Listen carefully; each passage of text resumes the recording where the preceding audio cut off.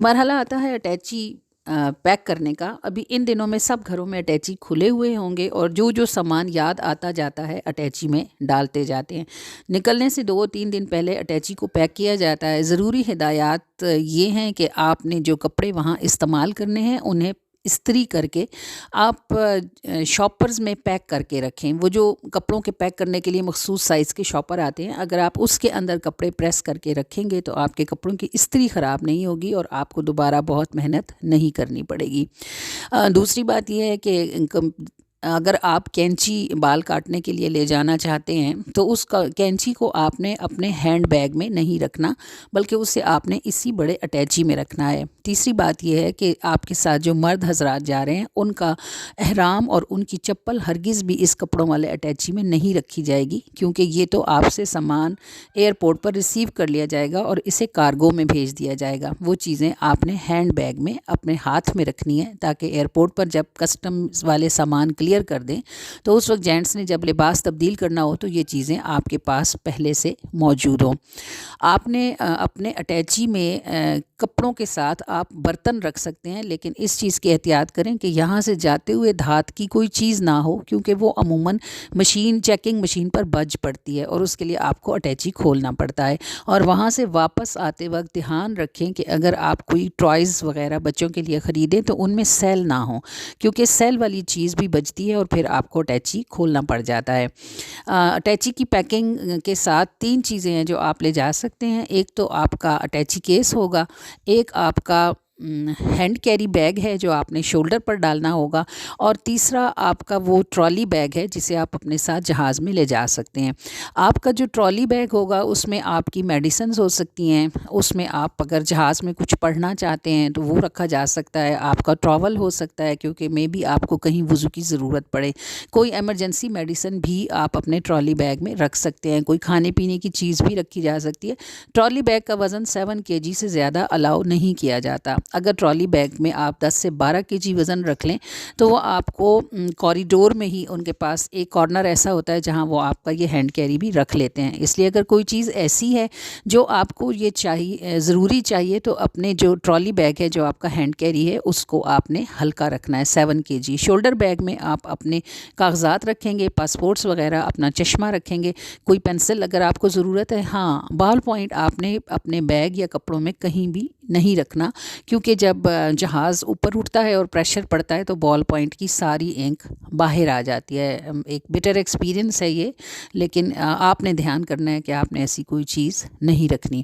اگر آپ سرسوں کا تیل ساتھ لے جانا چاہتے ہیں کسی چھوٹی بوتل میں تو 2 باتوں کی احتیاط کریں۔ ایک تو یہ کہ اسے آپ کانچ کی بوتل کے بجائے پلاسٹک کی کسی بوتل میں رکھیں، اور دوسری بات یہ کہ اس کا منہ بہت پکا بند کریں اور ٹیپ لگائیں تاکہ کپڑوں کو خراب نہ کریں۔ آپ اپنے ساتھ خوشبو لے جا سکتے ہیں۔ حاجیوں کو عموماً احرام میں خوشبو سے پرابلم رہتا ہے۔ سمجھنے کی بات یہ ہے کہ جب تک آپ نے احرام کی نیت نہیں کی، احرام باندھے ہوئے ہونے کے باوجود بھی آپ پر احرام کی پابندی نہیں ہوتی۔ لہٰذا جب ہم مکہ پہنچ جائیں گے اور پہلا عمرہ کر لیں گے، اس کے بعد اگلے دنوں میں جب ہم عمرہ کرنا چاہیں گے تو ہم اپنے احرام کو خوشبو لگا سکتے ہیں۔ احرام کو خوشبو لگا کے ساتھ لے جائیں، مسجد عائشہ جائیں یا مسجد جیرانہ جائیں، آپ کے احرام کو خوشبو لگی ہوئی ہو، اس سے کوئی حرج بھی نہیں ہے۔ پھر آپ نے غسل کر لیا، آپ نے احرام باندھ لیا اور اب آپ نے احرام کی نیت کر لی۔ جب آپ نے احرام کی نیت کر لی، اس کے بعد آپ خوشبو استعمال نہیں کر سکتے۔ عبادات میں خوشبو کا ہونا پسندیدہ عمل ہے۔ خواتین ہلکی خوشبو استعمال کر سکتی ہیں جب تک کہ انہوں نے احرام کی نیت نہ کی ہوئی ہو۔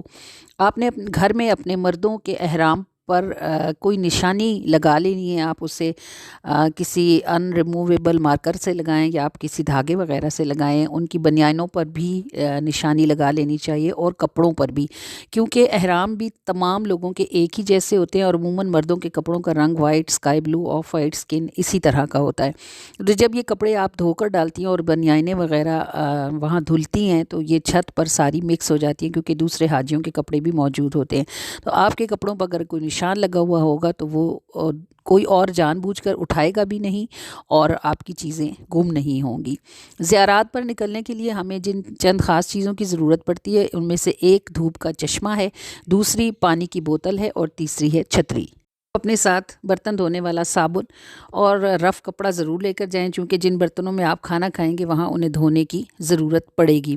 اور لازمی ہے کہ آپ ٹوتھ پیسٹ ساتھ لے کر جائیں گے۔ اگر آپ چائے پینے کے شوقین ہیں تو اپنے ساتھ الیکٹرک کیٹل رکھیں، وہاں چائے بہت مہنگی ہے۔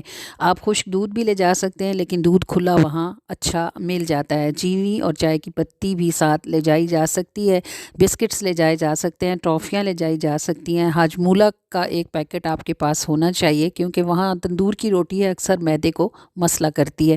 استری آپ کی بہت بھاری نہیں ہونی چاہیے۔ عام استعمال کے چپل آپ کے پاس بیگ میں موجود ہونے چاہیے۔